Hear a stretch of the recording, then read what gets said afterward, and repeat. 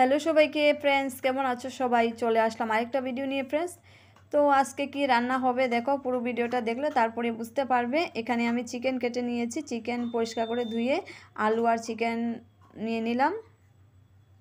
আজকে কিন্তু দুইটা রেসিপি রান্না করব, সাথে কিন্তু বিরিয়ানিও আছে। তো পুরো ভিডিওটা যদি না দেখো, ভিডিও স্কিপ করে দেখলে অনেক কিছুই মিস করে যাবে।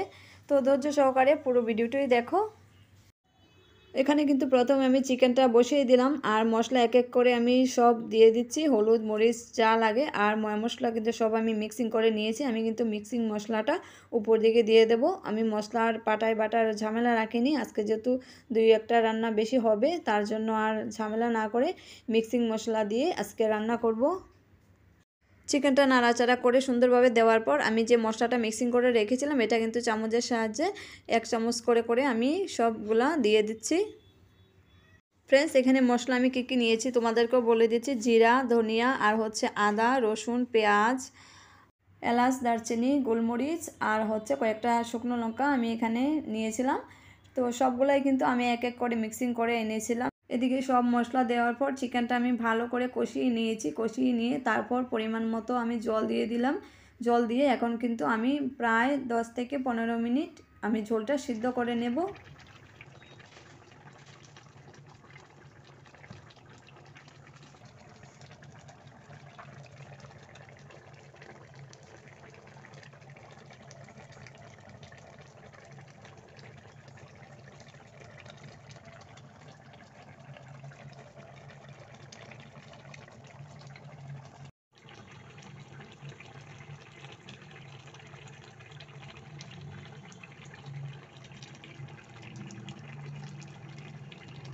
দেখো, এখন কিন্তু আমার চিকেন রান্না কমপ্লিট হয়ে গেছে। তারপর আমি একটু বিরিয়ানির জন্য চাল নিয়ে নিলাম। চালটা আমি সুন্দর করে ধুয়ে কড়াইতে দিয়ে দিয়েছি, একটু ঘিও দিয়েছিলাম, এলাচ দারচিনি এগুলা দিয়ে ভালো করে চালটা আমি ভেজে নিয়েছি। এখন আমি পরিমাণ মতো জল দিয়ে দিলাম।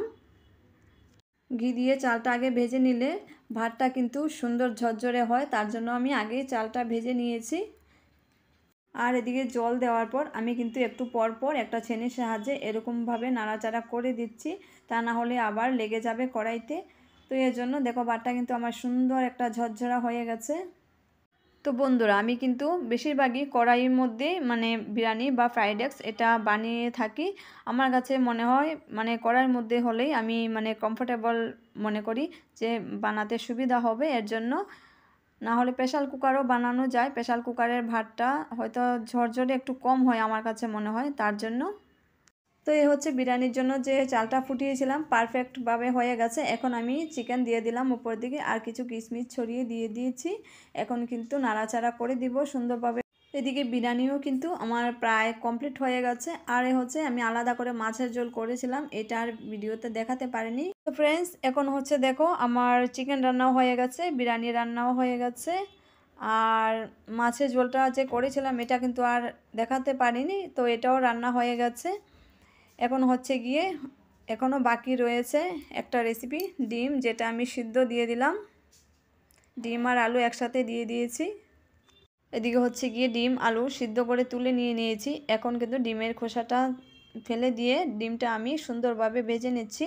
এটা কিন্তু হাঁসের ডিম ফ্রেন্ডস, শীতের দিনে কিন্তু হাঁসের ডিমটা খুবই মজা লাগে খেতে। এদিকে সব মশলা দিয়ে আমি কিন্তু ডিমের ঝোলটা বসিয়ে দিয়েছি, আলুটাও আলাদা করে ভেজে নিয়েছিলাম। তো আমার রান্না কিন্তু প্রায় কমপ্লিট হয়ে গেছে ফ্রেন্ডস। আজকের ভিডিওটা এ পর্যন্তই। নেক্সট ভিডিওতে দেখা হবে, কথা হবে।